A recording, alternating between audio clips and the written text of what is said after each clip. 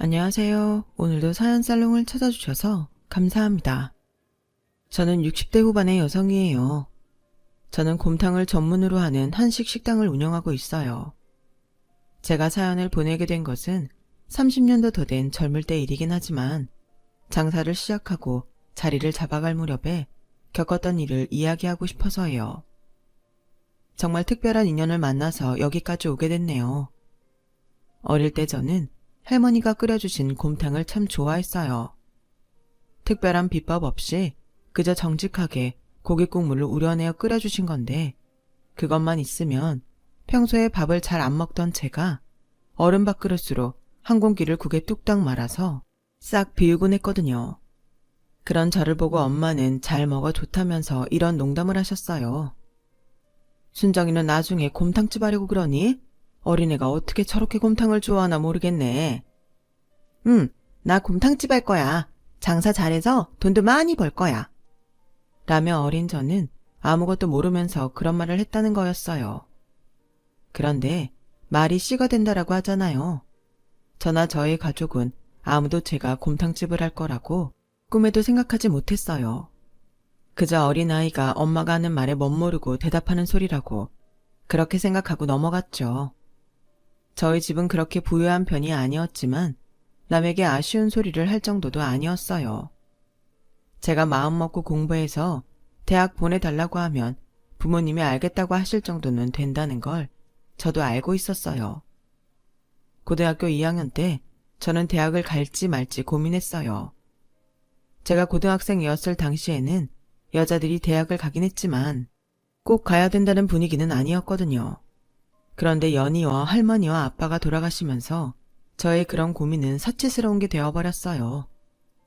당장 제 아래로 동생 둘이 있는데 선천적으로 몸이 약하신 엄마가 저와 제 동생을 전부 공부시키면서 생활비까지 되는 건 너무 힘든 일인 게 그 나이에 제가 봐도 알겠더라고요. 저는 고등학교를 졸업하면 무조건 일을 해야 된다는 그런 압박감에 시달리게 됐어요. 제가 너무 고민을 하니 보다 못한 제 한 친구가 이런 말도 했죠.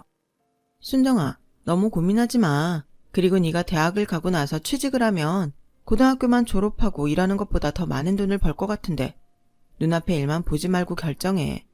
여차하면 내가 아빠한테 말해서 네 등록금 좀 대달라고 할게. 그 친구는 아주 부유했기 때문에 정말 사심 없이 오로지 제 처지를 생각해서 해준 말이었어요. 그 말에 혹하지 않은 건 아니었어요. 하지만 그렇게 되면 친구한테 너무 큰 빚을 지게 될 것 같더라고요. 그리고 제가 공부를 잘하는 편이 아니라 좋은 대학을 갈 수 없을 것 같았죠. 그러면 차라리 그냥 졸업하자마자 일을 하는 게 낫겠다 싶었어요. 미영아, 말만이라도 정말 고마워. 근데 내가 공부하고 있느라 시간 지체하면 엄마도 내 동생들도 너무 힘들 것 같아. 내가 정말 좋은 대학에 가서 좋은 직장을 잡으면 모르겠지만 안 그러면 고등학교 졸업하고 일하나 비슷할 것 같아. 하지만 네 말대로 지금 힘든 일에 전전긍긍해서 결정하진 않을게. 네 마음은 정말 고맙게 받을게. 말은 그렇게 했지만 뭘 해야 할지 눈앞이 캄캄했어요. 엄마는 저한테 딴 생각하지 말고 공부만 열심히 하라고 했지만 하루 외삼촌이 하시는 의류 매장에서 일을 하고 오시면 다음날 하루는 알아 누우시는 엄마를 보면 마음이 편할 수가 없었어요. 저는 고민만 하다가 2학년과 3학년 1학기까지 보내게 됐고 이제 정말 졸업하면 외삼촌 가게에라도 취직해야겠다 생각하고 미리 엄마한테도 말씀드리고 외삼촌한테도 좀 잘 보여야겠다고 그렇게 마음먹고 있었어요. 그러다가 하루는 전날 외삼촌 가게에서 일하고 오신 엄마가 아프셔서 아무것도 못하고 누워만 계셨어요. 그런데다가 외삼촌이 자존심 상하는 말씀을 하셨더라고요. 아무리 그래도 오빠라는 사람이 자기 여동생한테 지 남편 잡아먹었다가 뭐니? 내가 남편 교통사고 나라고 하길 했어. 뭘 했다고 그런 모진 말을 하는지. 남편 죽고 나서 별 볼 일 없어지고 자기네 가게에서 일한다고 사람 너무 우습게 보는 거 아니냐고. 엄마가 정확한 말씀은 안 하셨지만 대충 어떤 상황인지는 짐작이 갔어요. 외삼촌은 원래도 사람 차별이 좀 심하셨고, 아빠가 살아계실 때도 아빠는 대학 나오고 회사 다녀도 가게 안은 자기만큼 못 번다며 뻐기는 말을 자주 했거든요. 엄마 이야기를 들으니 외삼촌 가게에서 일하고 싶다는 마음이 싹 사라져버리더라고요. 친척한테 일자리를 달라고 하지 말고 내 힘으로 어디든 찾아봐야겠다고 다짐을 하게 됐죠. 엄마는 마음이 힘드니 몸도 더 아프신 것 같았어요. 그래서 엄마한테 삼계탕이라도 끓여드릴 생각으로 시장에 갔죠. 닭집을 향해 발걸음을 서두르고 있는데 어디서 아주 익숙한 국물 냄새가 제 걸음을 붙잡았어요. 보니까 거기에는 커다란 곰탕집이 있었어요. 저는 마치 홀린 것처럼 그 안에 들어갔죠. 가게 안은 곰탕, 내장탕 등을 먹으러 온 사람들로 붐비고 있었어요. 혼자 오셨어요? 그럼 여기로 앉으세요. 카운터에 있던 젊은 남자분이 상냥하게 웃으며 저에게 자리를 안내했고 저는 안내해준 자리에 앉아 곰탕을 주문해버리고 말았어요. 자, 여기 곰탕 한 그릇 나왔습니다. 깍두기랑 파 여기 있어요. 카운터에 있던 남자가 제 자리로 곰탕을 가져왔고 저는 그 냄새에 홀린 듯이 밥을 말아먹다가 눈물을 흘리고 말았어요. 할머니가 해주셨던 곰탕이 생각났거든요. 하지만 곰탕 맛은 할머니가 끓여주셨던 것처럼 소박한 게 아닌 아주 깊고 고소한 맛이 났어요. 한 그릇을 뚝딱 먹어치우고 나서야 정신이 든 저는 가격표를 봤어요. 그랬더니 제가 먹은 것과 엄마 드릴 걸 한 그릇 포장하면 돈이 아주 조금 부족하더라고요. 저는 카운터에 그 친절한 젊은 남자에게 부탁을 했어요. 저기, 제가 곰탕 한 그릇 가져가고 싶은데요. 죄송한데 제가 먹은 거하고 한 그릇을 포장하면 50원이 모자란데 혹시 외상으로 해주실 수 있나요? 엄마가 아파서 꼭 이거 드리고 싶거든요. 제가 이따 그릇 가져오면서 50원 꼭 갖다 드릴게요. 그러자 그 젊은 남자가 저를 가만히 보다가 카운터를 나와서 주방 쪽으로 가더라고요. 저는 가슴이 쿵쾅거리고 얼굴에 열이 달아올랐어요.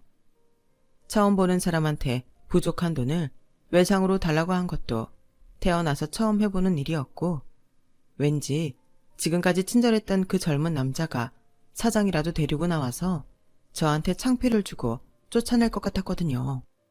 만약에 그런 일이 생겨도 절대 기죽지 말자 하고 있는데 뜻밖에도 그 남자는 중간 크기의 냄비를 들고 나오더니 저한테 넘기는 거였어요. 뜨거우니까 조심해서 잘 가지고 가야 돼요. 집이 멀지는 않은 거죠? 그래도 가서 좀 데워서 엄마 드리면 뜨끈하고 좋으니 몸이 풀리실 거예요. 아, 정말 감사합니다. 그럼 부족한 돈은 제가 이따 냄비 갖다 드릴 때 가져올게요. 여기서 먹은 것만 내세요. 이건 제가 서비스로 드리는 거예요. 아직 학생 같은데 솔직히 여학생 이렇게 곰탕 혼자 와서 싹 비울 정도로 잘 먹는 거 처음 봤어요. 우리 아버지가 끓인 곰탕 너무 잘 먹어져서 제가 그 감사의 표시로 드리는 거니까 돈 안 내도 돼요. 아니 아무리 그래도 이거 양 되게 많은 것 같은데요. 괜찮다니까요. 맛있게 드셔주시면 돼요.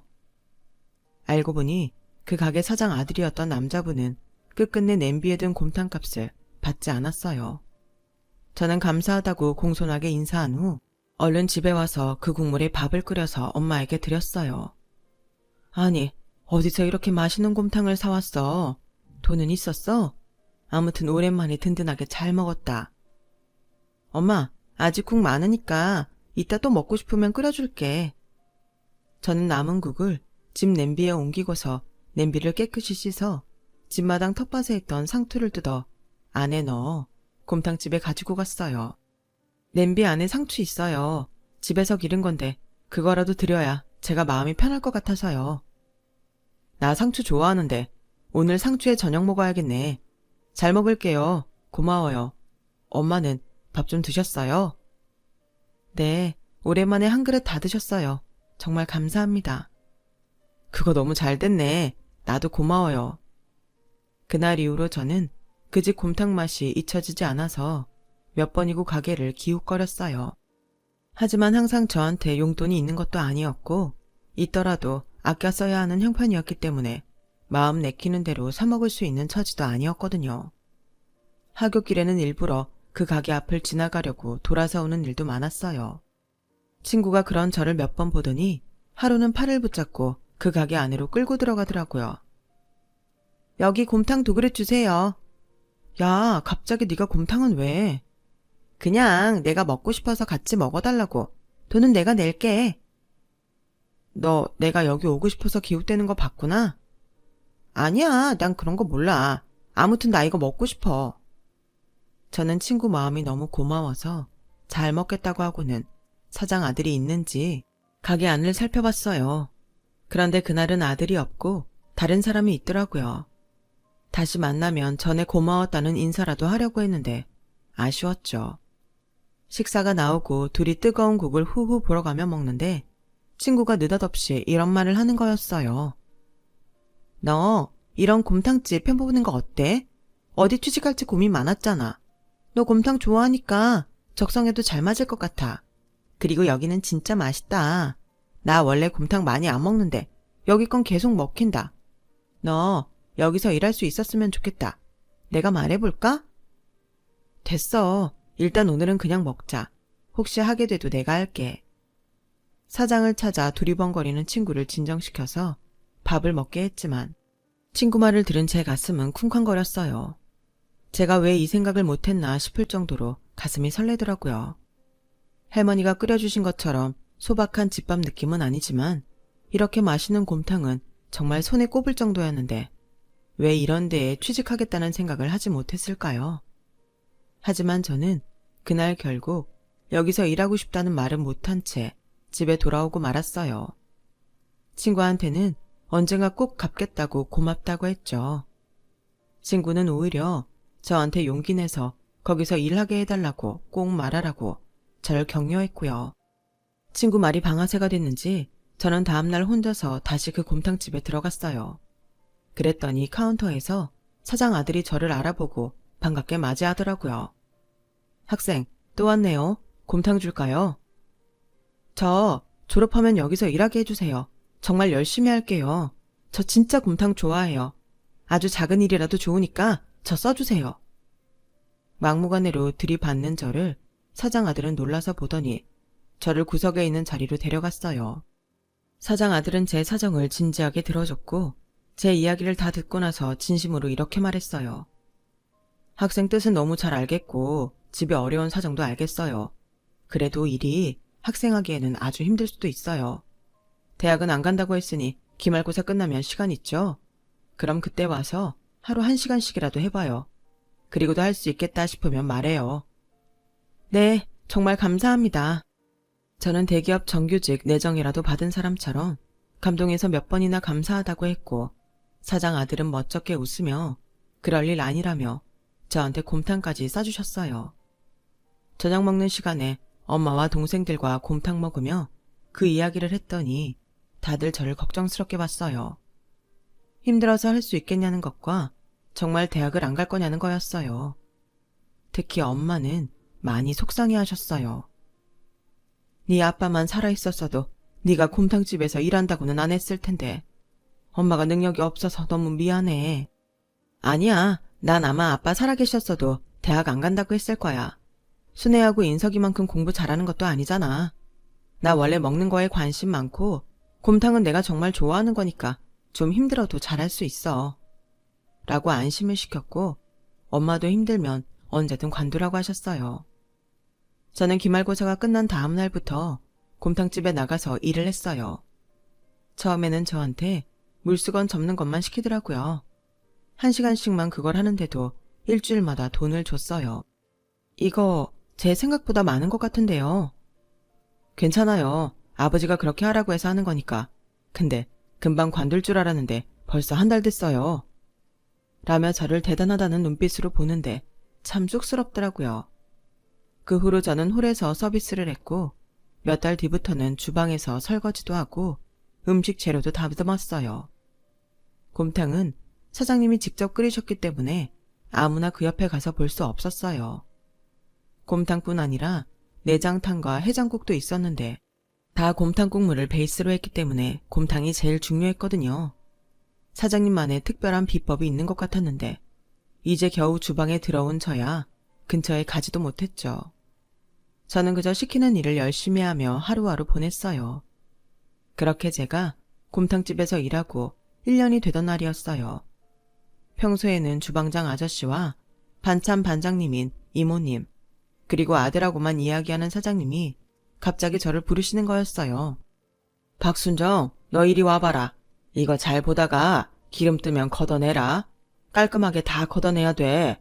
안 그러면 느끼하고 맛 안 난다. 제가요? 정말 제가 해도 돼요? 내 말 못 들었어. 너 박순정이잖아. 네가 하라고 시키는 거야. 저는 너무 좋아서 열심히 기름을 건져냈어요. 뜨거운 들통 앞에서 그 겨울에 땀을 뻘뻘 흘리면서도 집중해서 기름 건지는 저를 보고는 주방장님과 반찬반장 이모는 아주 정신이 팔렸다며 웃으시더라고요. 그날 일이 끝나고 나오는데 사장 아들이 저한테 살짝 이렇게 말했어요. 아버지가 순정씨 아주 잘 본 것 같아요. 열심히 해요. 저는 순정씨라고 부르는 것에 어쩐지 가슴이 두근댔어요. 곰탕집에서 일하기 시작하고 제일 기억에 남는 날이었죠.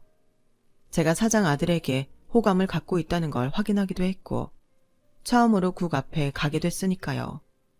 저는 뭐든 시키는 대로 열심히 하고 주방 선배들의 어깨 너머로 반찬 양념이든 뭐든 익힐 수 있는 건 다 익혔어요.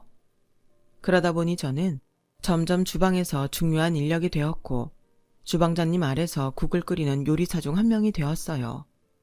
그때 저는 조리사 자격증을 정식으로 따야겠다는 생각을 했어요. 그동안 모아둔 돈도 있으니 가게에서만 허락해주면 학원에 다니며 해보고 싶었죠. 다행히 사장님과 주방장님은 흔쾌히 허락을 해주셨고 저는 신이 나서 집에 가 엄마에게 그 이야기를 했어요. 진짜 나처럼 들어온 지 1년 만에 국도 끓이고 사장님 배려로 조리학원까지 다니는 사람 없다니까? 아주 신났네 우리 딸. 근데 엄마는 아직도 아쉬운 마음이 있어서 그런지 너처럼 마냥 좋아할 수가 없네. 순정아, 지금이라도 늦지 않았어. 2년 정도 늦는 거 아무것도 아니니까 대학 시험 보지 않을래? 학비나 들어가는 돈은 내가 외삼촌한테 얘기해볼게. 엄마, 전에 외삼촌한테 모진 말 듣고 속상해서 며칠씩 알아눕던 거 잊었어? 난 외삼촌이 먼저 와서 대학 가라고 돈 내밀어도 싫어. 그런 돈으로 공부 안 할 거야. 대학이 뭐가 중요해. 나 벌써 돈 이만큼이나 벌었다고. 이걸로 순애랑 인석이 등록금도 낼 수 있는데 얼마나 좋아. 제가 그동안 돈을 모아둔 통장을 보여주자 엄마는 그만 눈물을 터뜨리시더라고요. 그래, 우리 딸 정말 장하네.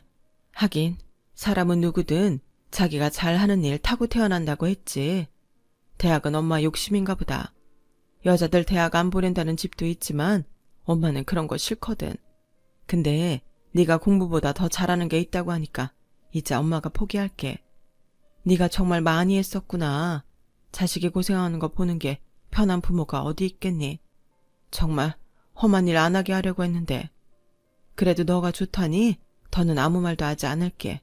몸 건강 챙기면서 해. 그렇게 엄마는 완전히 두 손 드셨고 저는 그때부터 온전히 집안 식구들의 지지를 받으며 일을 하게 됐어요. 가족의 응원이라는 게 얼마나 큰 힘이 되던지 저는 매일 새벽같이 나가서 밤늦게 집에 들어오는데도 피곤한지도 잘 모르겠더라고요.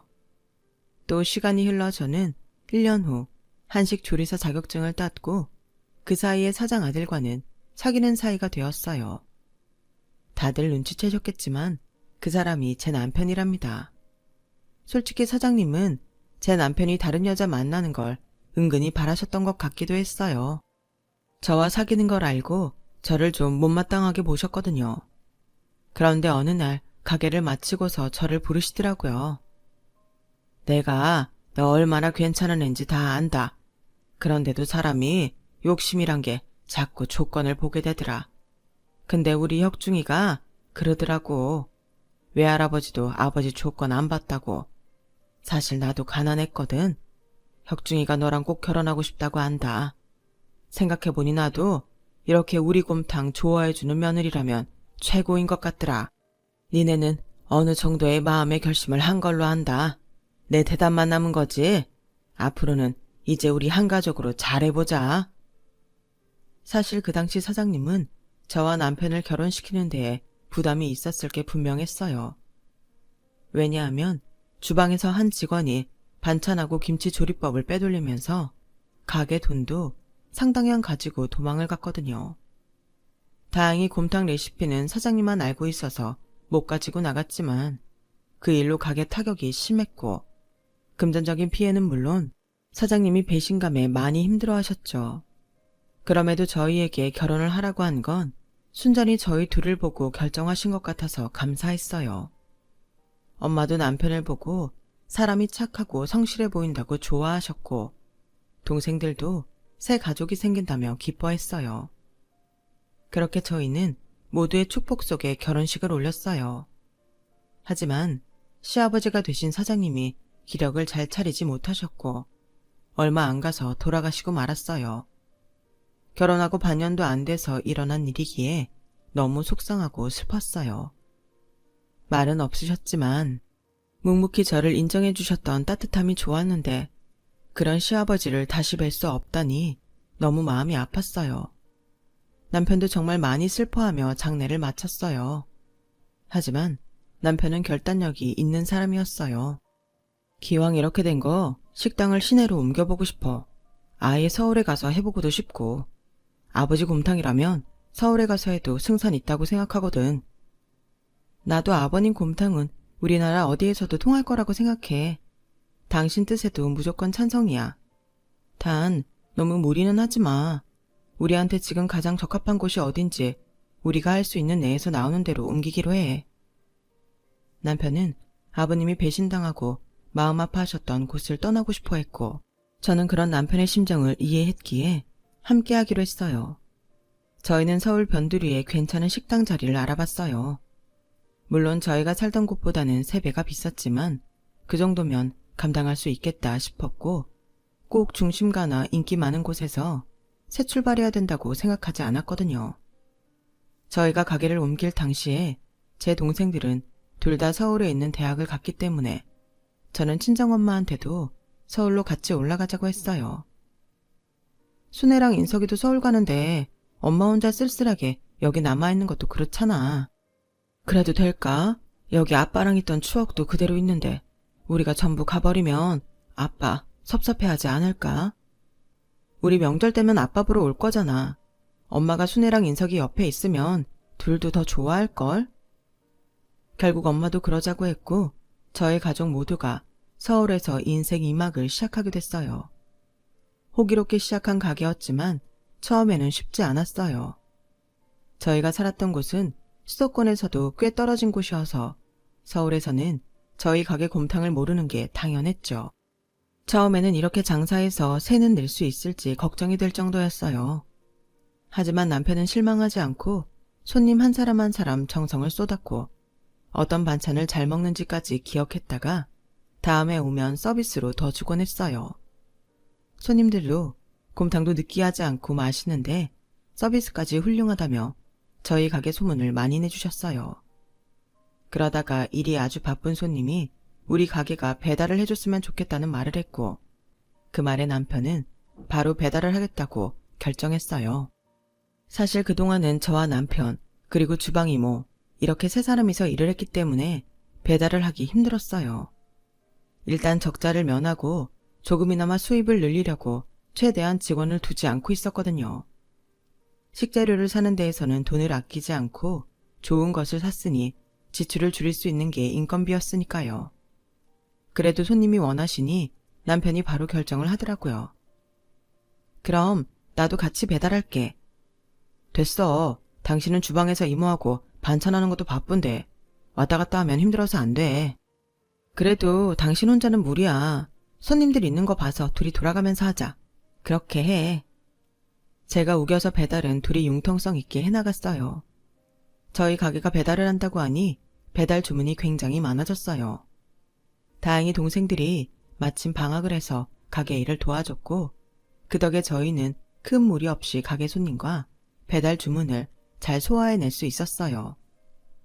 그러다가 하루는 15분 거리쯤 되는 데에서 곰탕 한 그릇을 주문하는 전화가 왔어요. 저는 순간 그 주문을 못 받는다고 하려고 했어요. 가게는 손님들이 붐벼서 손이 부족한데 동생들도 그날따라 각자 사정이 있어서 오지 못했거든요. 하지만 어쩐지 수학이 넘은 목소리가 정이 가는 것이 뭔가 기분이 이상하더라고요. 꼭 그 주문을 받아줘야 될 것 같았어요. 아주 기운이 없는 제 나이 또래 여자 목소리였는데 힘들게 전화하는 것 같았어요. 알았어요. 곰탕 한 그릇이요. 갖다 줄게요. 그런데 시간이 조금 걸릴지도 몰라요. 괜찮겠어요? 네, 저희는 기다릴 수 있어요. 감사합니다.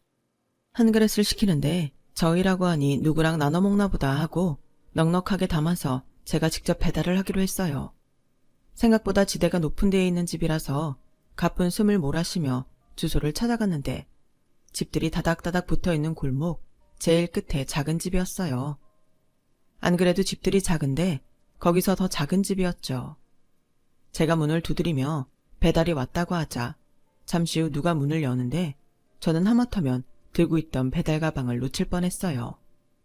눈앞에 있는 사람은 저희 고등학교 절친이었거든요.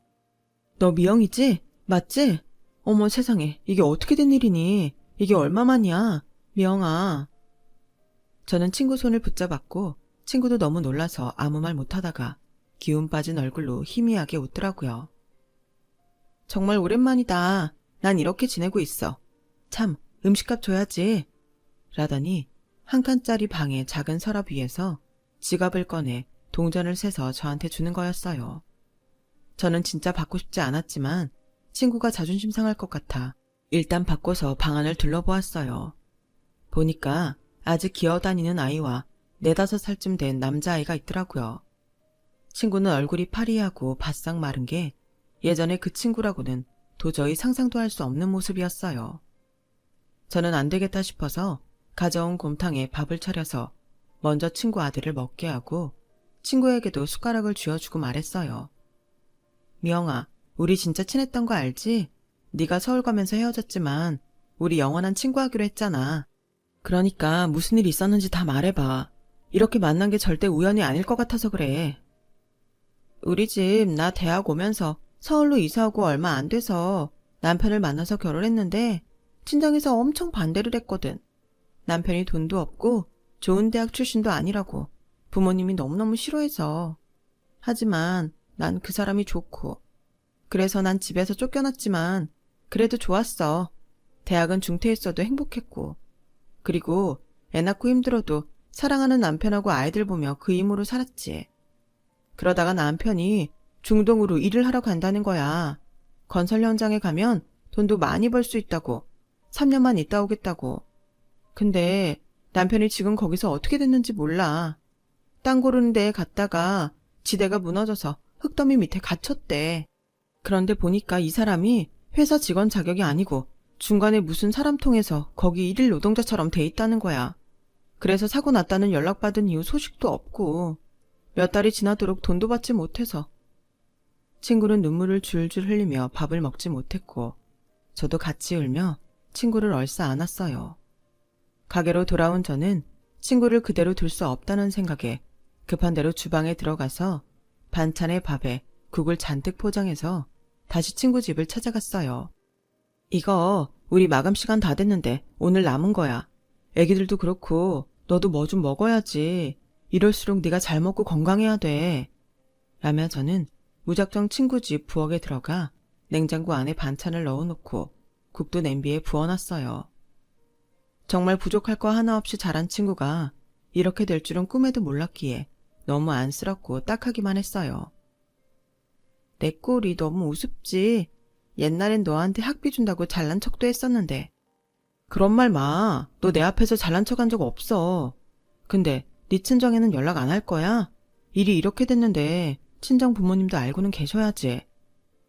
하지만 친구는 입을 꾹 다문 채 고개만 저었어요. 부모님이 남편과 결혼한다고 할 때 너무 모진 말도 많이 했고 인격적인 모욕을 해서 이런 모습은 더 보여주기 싫다는 거였죠. 가게에 돌아왔는데 일이 손에 하나도 잡히지 않더라고요. 저는 어떻게든 친구 문제를 해결해야겠다 싶어서 남편에게도 자초지종을 이야기했어요. 그러자 남편은 중동 쪽 일에 대해 아는 지인들에게 전화를 돌리기 시작했고, 저는 저대로 동창들 중에 친구의 친정이 어딘지 아는 사람들을 찾기 위해 수소문을 했어요. 다행히 동창 중 한 명이 친구의 친정을 알고 있었고, 저는 바로 주소를 보고 찾아갔어요. 제 이야기를 들은 친구의 어머니는 두말 않고 저한테 앞장서라고 했고, 저는 친구네 집으로 안내를 했죠. 친구는 자기 엄마를 보고 놀라긴 했지만 생각보다 담담했어요. 친구 어머니는 친구가 사는 곳을 쓱 둘러보고는 아이들이 있는 것까지 확인하고서 딸 어깨를 안고서 등을 때리시더라고요. 이 미련한 거사, 부모가 화나면 그런 말 할 수도 있지. 그렇다고 연을 끊어버린다고 연락도 없고 이러고 있으면서도 집을 안 오면 어떡해. 친구 어머니는 어느새 울고 계셨고 친구도 가만히 눈물을 흘리더라고요. 나는 어떻게 돼도 좋은데 우리 애들은 그만 힘들었으면 좋겠어요. 네가 어떻게 돼도 좋다니. 그럼 엄마 아빠 어떡하라고. 너 이렇게 부모한테 복수하는 거야, 이 독한 거사. 결국 친구도 친구 어머니도 저도 그 자리에서 펑펑 울고 말았고, 아이들은 무슨 일인가 싶어 순진하게 눈만 말똥말똥 뜨고 있다가 엄마가 우니까 같이 막 울기 시작하더라고요. 일단 친구 어머니는 용달차를 불러서 친구 짐과 아이들 짐을 다 옮기고 아이들과 친구는 자가용에 태우고 그곳을 떠났어요. 순정이라고 했지? 그래, 우리 미영이 친구. 이제야 기억난다. 우리 애 찾아줘서 정말 고마워. 라며 친구 어머니는 고마워했고, 저는 그저 얼른 친구가 편안해졌으면 좋겠다는 말만 했어요. 그런데 기적 같은 일은 또 일어났어요. 남편이 지인들을 통해 중동에 알아봤는데 친구 남편은 벌써 무너진 데에서 반장을 데리고 탈출했고 병원에서 치료도 받고 일도 하고 있었는데 소개해준 한국에 있는 브로커가 중간에서 남편 돈을 가로채려고 그냥 실종된 것처럼 처리했던 거였어요. 그 사실을 알게 된 친구 남편은 그 이야기를 반장한테 했고 반장은 화가 나서 회사의 말에 친구 남편을 직원으로 채용하게 됐다고 했어요. 그 소식은 곧 친구한테도 전해졌고 친구 친정에서는 화가 나 브로커를 찾아내 고소했고 그 사람은 결국 체포됐다고 하네요. 모든 일이 잘 됐고 저희는 다시 일상으로 돌아갔어요. 계절이 바뀌고 봄이 되고 언제나처럼 가게 문을 열고 바쁜 일과를 시작하고 있을 때였어요. 누가 저를 순정아 하고 부르는데 보니까 제 친구 아니겠어요? 친구는 한결 좋아진 모습으로 아이 손을 꼭 붙들고 저희 가게를 들어왔더라고요. 어머 미영아, 어떻게 왔어? 어떻게 오긴 인사하러 왔지. 하는데 뒤에서 한 남자가 들어오더라고요. 보니까 친구 남편이었어요. 친구 말로는 남편이 오고서 친정에서 보자고 했고 결국 두 사람 사이를 인정했다고 하네요. 부모님이 손자손녀 보니까 마음이 풀리실 것 같아. 우리 애들이 아주 효자들이야. 그래, 자식이 이렇게 예쁜 아이들을 낳았는데 어떻게 싫어할 수가 있겠어. 라며 저와 친구는 담소를 주고받았죠. 친구 남편은 쑥스러운 듯 옆에 앉아있다가 제 남편이 나오자 갑자기 그 앞으로 가서 바닥에서 큰 절을 하는 게 아니겠어요. 아, 이러지 마세요. 다른 손님들도 계신데 부끄럽습니다. 아닙니다. 제 은인이십니다. 두 분 덕에 집사람도 저도 장인어른 장모님께 인정받고 아이들은 처가에서 너무 잘 지내고 있습니다. 정말 감사합니다. 저희는 괜찮다며 친구 남편을 일으켜 세웠고 궁금해하는 손님들한테 친구가 저희가 어떻게 했는지 이야기를 해주자 손님들은 사장이 좋은 사람이라며 밥을 먹으면서도 칭찬을 해주시더라고요.